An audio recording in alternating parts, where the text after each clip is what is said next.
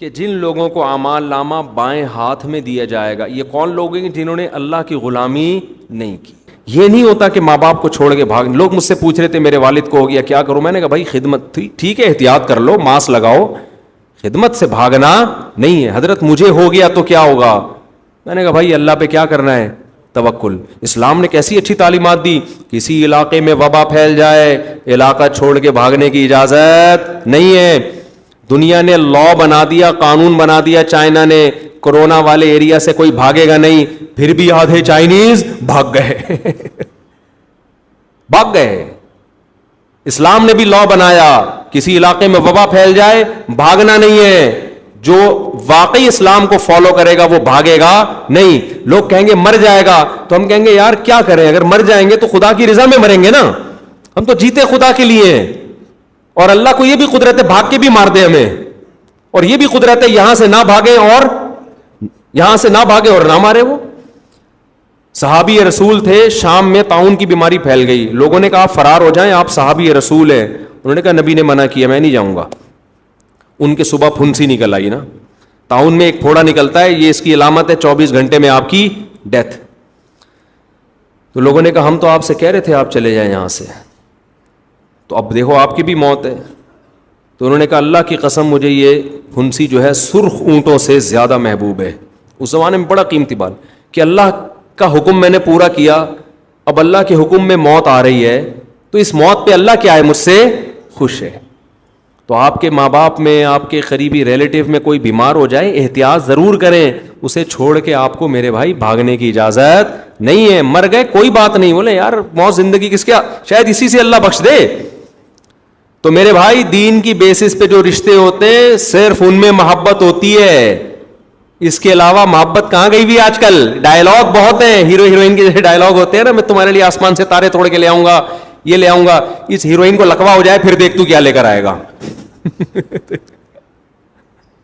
کیا خیال ہے؟ اس کو لکوا ہونے دے پھر لائے گا آسمان سے تارے.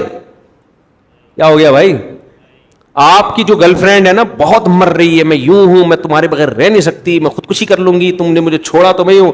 آپ اپنی لکوے والی تصویر بھیج دو، مصنوعی، تھوڑا سا منہ ٹیڑھا کر کے کہ مجھے یہ ہو گیا ہے اور میں واقعی میں بھی تمہارے بغیر نہیں، جھوٹی موٹی نا، فوراً سے پہلے بلاک کرے گی آپ کو، فوراً سے پہلے.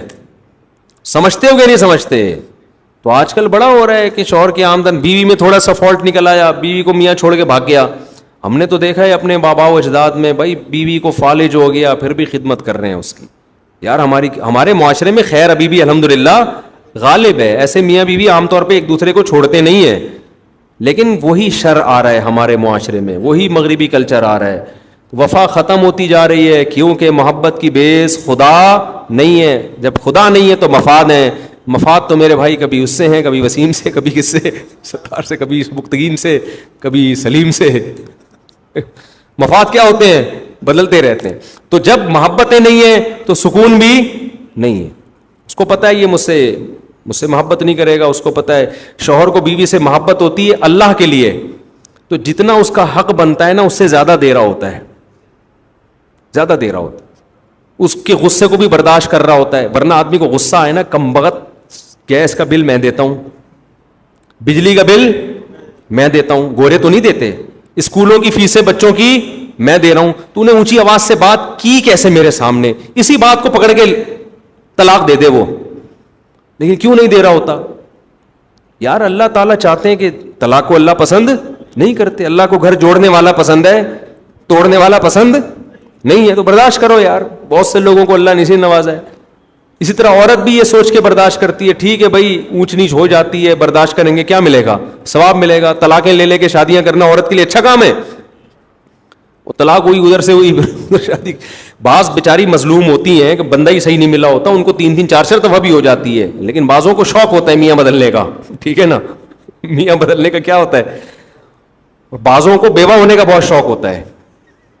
ہمارے خاندان میں خاتون بیوہ ہوئی پھر دوبارہ بیوہ ہو گئی نا، تو میں نے ان کو ایک رشتہ بتایا، انہوں نے کہا یہ تھوڑا بوڑھا ہے نا، تو میں نے کہا اس دفعہ اس پہ گزارا کر لیں، اگلی دفعہ انشاءاللہ اس سے اچھا دیکھوں گا. میں نے کہا اس دفعہ اس پہ گزارا کر لیں، اگلی دفعہ میرا وعدہ ہے انشاءاللہ اس سے اچھا دیکھوں، ٹائم بھی مل جائے گا.